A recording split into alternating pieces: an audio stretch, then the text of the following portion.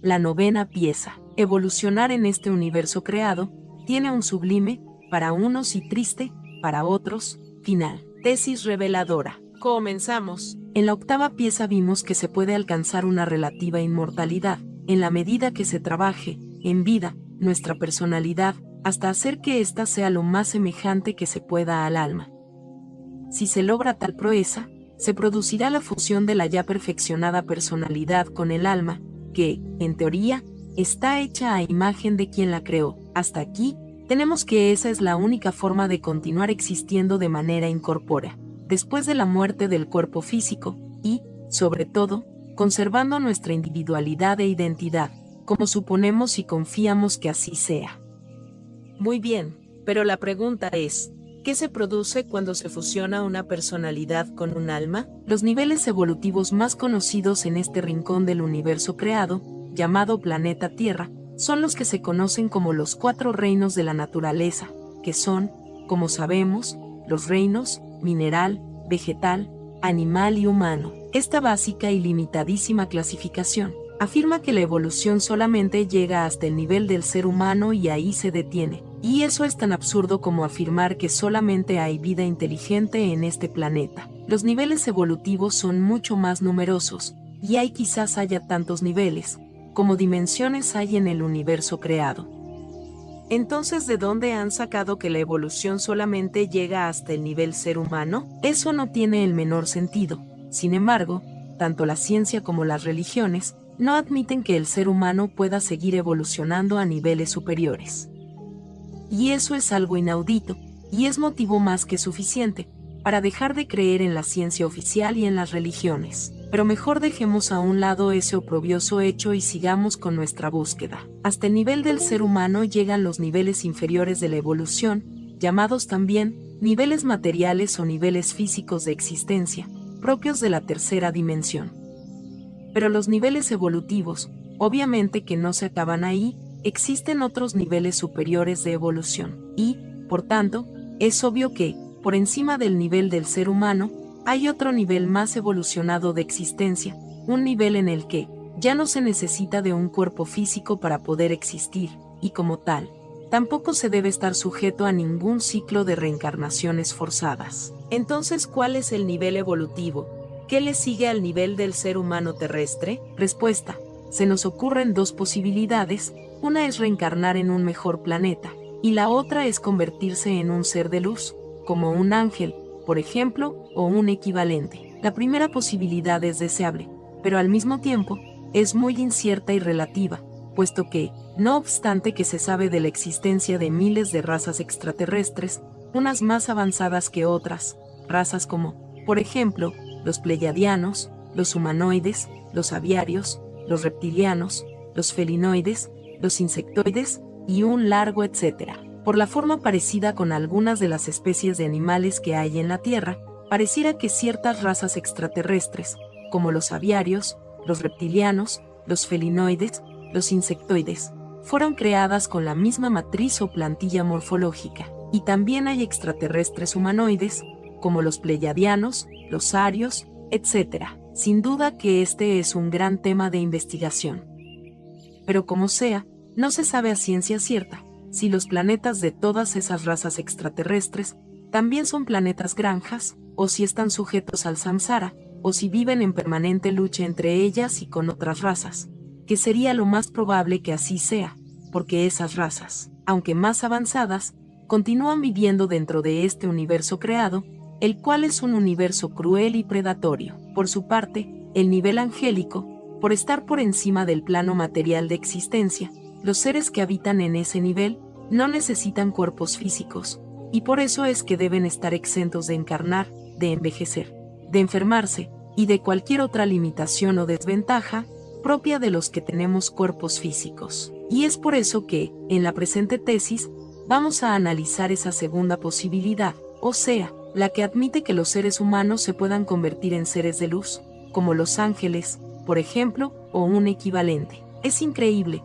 que prácticamente todas las religiones no solo no admitan el que un ser humano pueda seguir evolucionando hasta convertirse en algo superior, sino que también se han encargado de colocar al reino angélico en un plano elevado y divino, inalcanzable para los imperfectos, pecadores y mortales seres humanos. Es como si las religiones hubiesen sido creadas para negarles el acceso al cielo, a los millones de fieles y creyentes. Así de terrible es esta, a todas luces, malintencionada misión de las religiones. Pero felizmente hubo quienes, que, al no creer en el pernicioso engaño de las religiones, admiten o consideran la posibilidad de fusionar sus personalidades perfeccionadas, con el alma contenida en ellos, dando lugar al surgimiento de un ser de luz, como un ángel, por ejemplo, y, por tanto, un ángel no sería una creación independiente, sino que sería el resultado del plan evolutivo del Creador, y no como sugieren las religiones,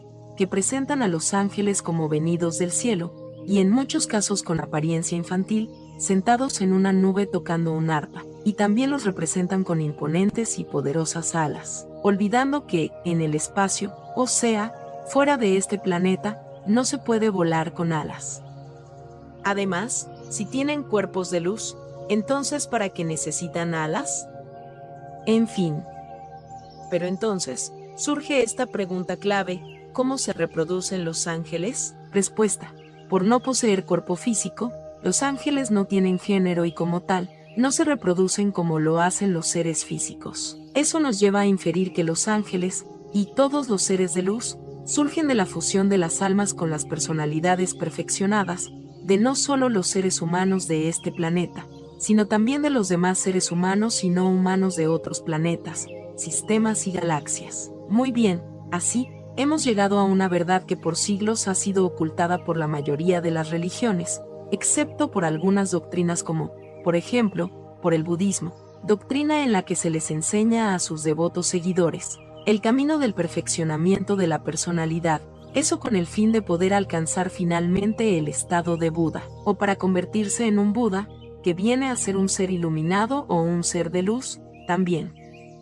Pero la evolución, obviamente tampoco se acaba en el nivel angélico. Encima de este nivel hay otros niveles superiores de evolución, como dijimos, tal vez, tantos como dimensiones hay en el universo creado, pero todos los niveles inferiores y superiores de evolución, desde el nivel más denso e involucionado, hasta el nivel más sutil y evolucionado, obedecen al plan evolutivo del creador de este universo creado, y, por tanto, la meta o destino final de ese plan evolutivo es la fusión del ser individual con el todo, o con el creador o con la fuente original, es decir, la vuelta a casa, como comúnmente se le llama a este, sublime para unos y triste para otros, final. Triste porque ello significa la pérdida definitiva de la existencia individual. En eso consiste el existir como individualidades, dentro de este universo creado, es decir, en evolucionar mientras se pueda existir y mientras se tenga individualidad. En evolucionar o simplemente desaparecer. Y, en el caso específico del ser humano, en evolucionar hasta convertirse en un ser inmortal, a partir de la fusión de la personalidad con el alma, pero eso solo, hasta que llegue a su fin la tan batallada inmortalidad, o sea, cuando esa existencia y esa individualidad, que aparentemente era inmortal, sea finalmente reabsorbida por el todo o por el Creador, cumpliéndose aquello que dice, porque del Creador provienes, al Creador vuelves. Pero para que eso suceda, primero se tiene que pasar por todos los estados de ser, es decir, desde el estado de los seres con cuerpo físico y con forma, al estado de los seres sin cuerpo físico, pero con forma, y de ahí al estado de los seres sin cuerpo ni forma. Todos tienen que seguir esa línea evolutiva, absolutamente todos, mientras existan en el universo creado, sean estos, seres de otras especies no humanas más avanzadas, sean ángeles o arcángeles, o sean logos o deidades planetarias, logos solares, logos galácticos, logos cósmicos, sean lo que sean. No importa el nivel evolutivo en que se encuentren, su destino final siempre será el mismo. Eso es inevitable, porque así está diseñado el plan evolutivo del creador de todo lo existente, en su universo creado y predatorio. Esas son las reglas del juego, del que se podría llamar el plan evolutivo del creador. ¿Y cuáles son exactamente las reglas de ese juego?, preguntaría el alumno más aplicado de la clase, o el lector más suspicaz. Para ser más específicos, pues una de las reglas generales es esta: en este universo creado, Se puede alcanzar la inmortalidad temporal, pero no la eternidad. En realidad, existen reglas específicas para cada dimensión o estado del ser. A nosotros los seres humanos, seres con cuerpo físico y con forma, solo nos correspondería saber las reglas del juego que estamos jugando, es decir, del que se podría llamar el plan evolutivo en la tercera dimensión. Pero quien ha leído todos los capítulos o piezas que preceden a esta, la novena pieza, sabe que existir, y en el mejor de los casos, evolucionar en un planeta granja prisión, como es la Tierra, no es algo que se pueda llamar un juego, o en todo caso, se podría decir que es un juego, sí, pero un juego muy cruel, como no podría ser de otra manera un juego, dentro de un planeta granja prisión.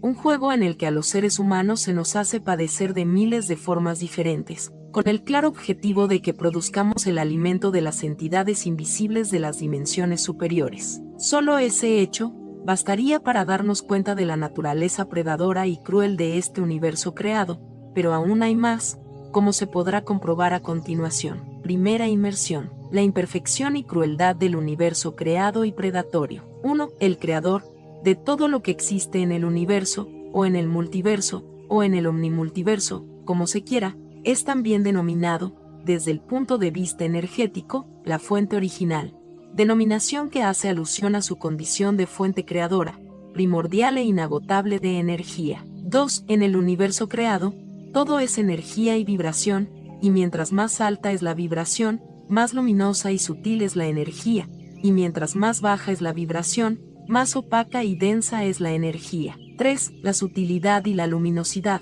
así como la densidad y la opacidad, tienen que ver con la separación o la distancia que hay con respecto a la fuente original. Mientras más alta es la dimensión, más cercanos a la fuente original están los seres de esa dimensión, y mientras más baja es la dimensión, más distantes de la fuente original están los seres de esa dimensión. 4. Mientras más evolucionados son los seres, más sutiles y luminosos son, mayor es su nivel de conciencia y mayor jerarquía y poder tienen. Mientras menos evolucionados son los seres, más densos y opacos son, menor es su nivel de conciencia y menor jerarquía y poder tienen. 5. La imperfección y la crueldad del universo creado, la podemos constatar en la tercera y en la cuarta dimensión.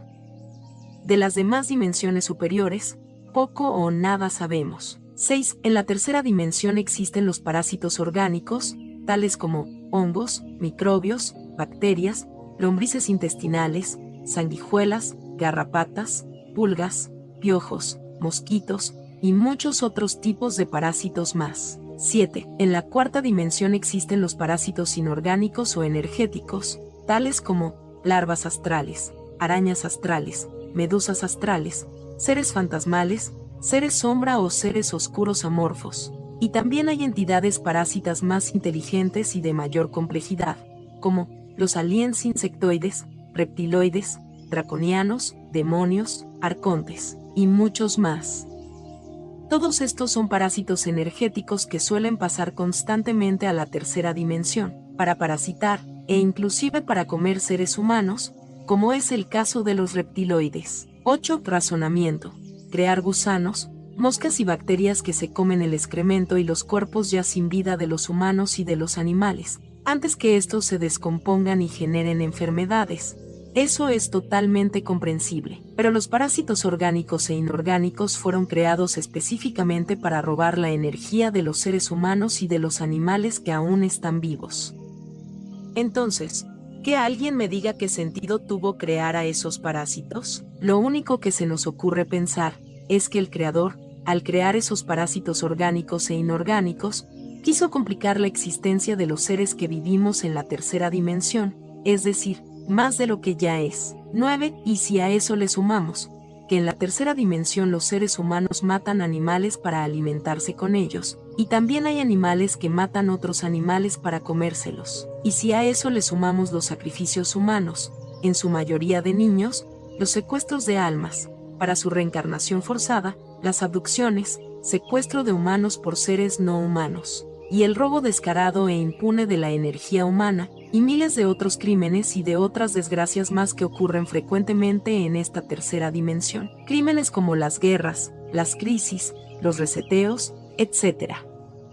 comprobaremos que esta parte del universo creado, estamos hablando de la tercera y la cuarta dimensión, no solo es muy imperfecta, sino que también es muy cruel y predatoria. 10. ¿Y por qué decimos que esta parte del universo creado es muy cruel y predatoria? Respuesta: porque claramente, los hechos y actos que hemos señalado son extremadamente crueles, llegando a ser también actos sanguinarios, cuando se provoca la muerte violenta de quien luego es devorado, y es igualmente cruel el que a los seres humanos se les haga sufrir para que así estos produzcan la energía que necesitan consumir, los ladrones de energía de este universo creado.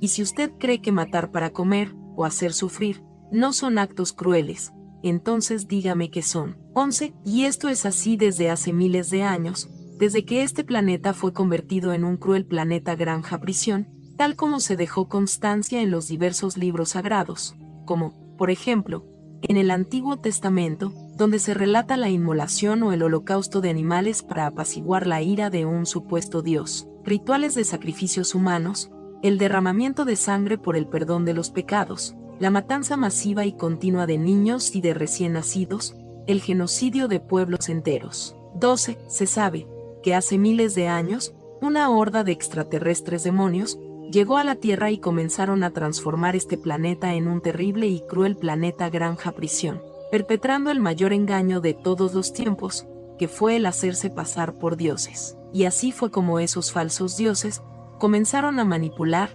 engañar, someter, matar, violar, torturar y a alimentarse de la energía de toda la humanidad, sin ninguna consideración o piedad. 13. Pero, tanto los demonios como los parásitos, actúan como actúan y se comportan como se comportan, porque esa es su naturaleza, o sea, porque así fueron creados.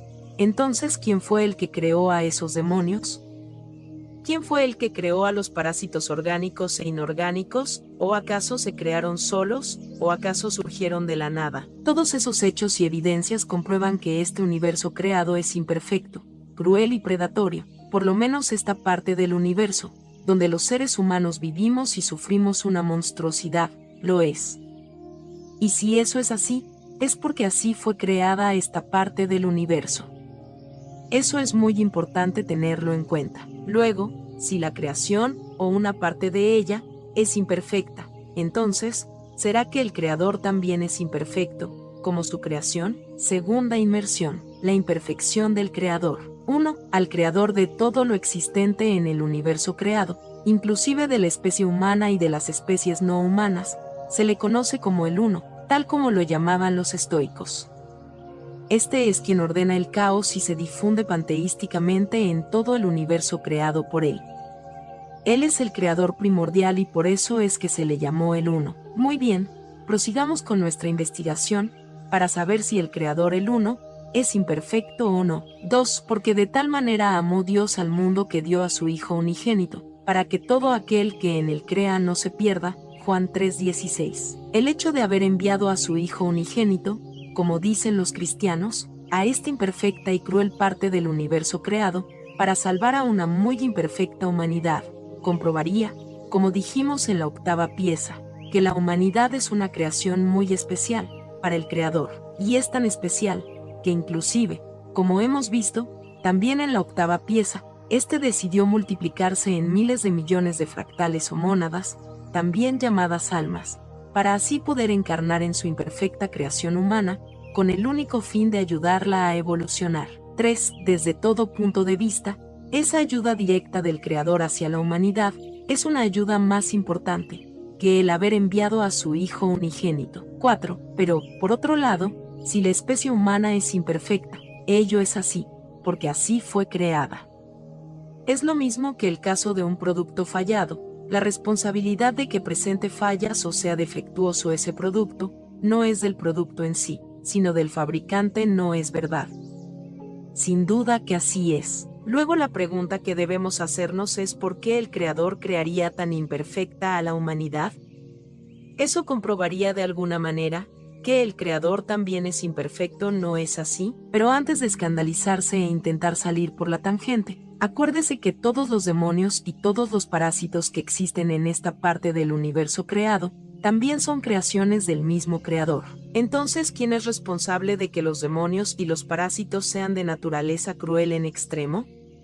Respuesta: el responsable es quien los creó así. 5. Es innegable que el creador de este universo, multiverso, u omnimultiverso, conocido como el Uno, es un ser infinitamente poderoso, pero no obstante ello, también es cierto que un Dios perfecto no crearía nada que fuese tan imperfecto y mucho menos algo que implique y que contenga tanta crueldad y sufrimiento, como nos consta que son la tercera y la cuarta dimensión. Así que, es por eso que concluimos en lo siguiente. Conclusiones. Primero, el Uno, o como al creador de este universo, multiverso u omnimultiverso, se le denomine, no puede ser considerado como el Dios original y verdadero, sino como un gran imitador, sí, un gran imitador de un verdadero e incognoscible Dios. Segundo, el hecho de que el creador o el Uno sea un Dios imperfecto, invalida totalmente el plan evolutivo de este creador dentro de su universo creado. Tercero, siendo así, quedaría descartado seguir el camino del alma y de la evolución en este universo creado y predatorio, por lo menos, descartado para los seres humanos que están verdaderamente despiertos. Cuarto, para estar verdaderamente despierto, primero se tiene que estar plenamente consciente de la imperfección y la crueldad del universo creado.